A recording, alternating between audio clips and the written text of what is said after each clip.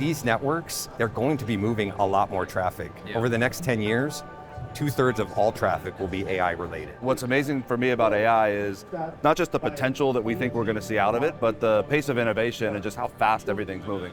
I'm Steve Saunders, and I'm looking at how artificial intelligence is redefining the role of communications service providers. For decades, carriers have been the silent force powering the internet from behind the scenes.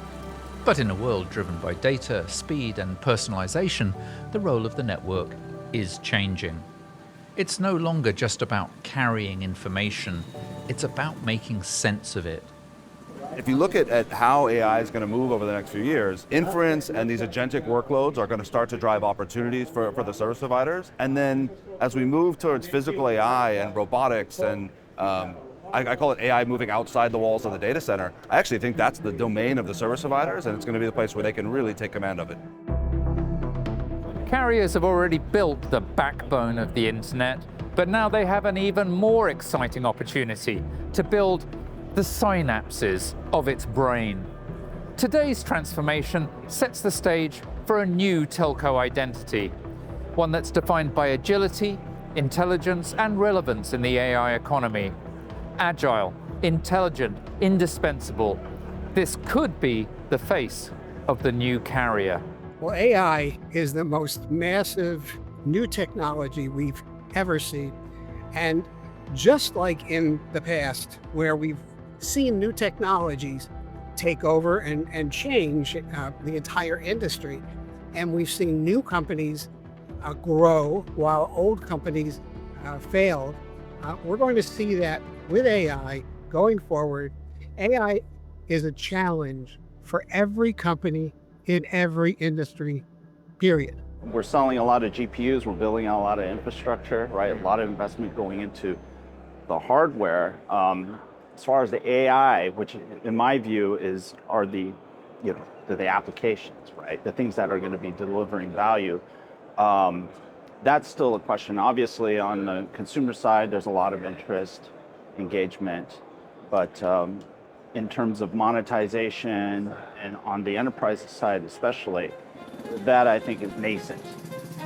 The most visible transformation is happening in mobile networks, where service providers are already experiencing significant shifts.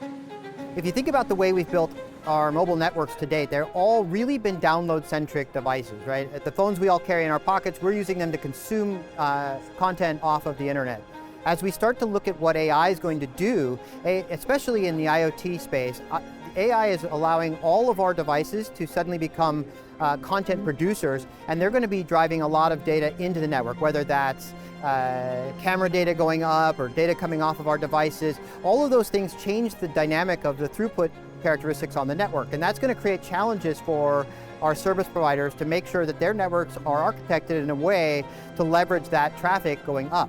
But that also creates great opportunity for our service providers who have had this essentially untapped resource of upload bandwidth and spectrum that they've never been able to monetize before. Service providers know their business very well, and they have a large job to do to manage their network and grow their network.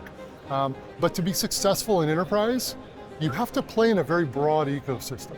Broad ecosystem of application vendors, device vendors, integrators that are all specialists in these areas.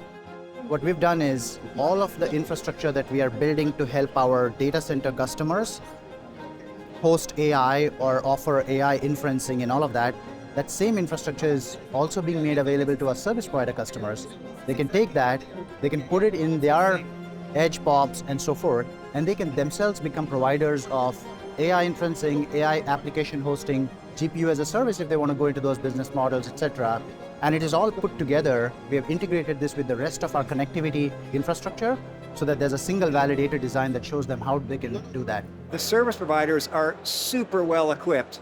They have the space, they have the power, they have the air conditioning, they have everything needed to host this really intensive AI infrastructure, and there's an opportunity for them to be offering AI as a service or simply hosting AI infrastructure for their enterprise customers.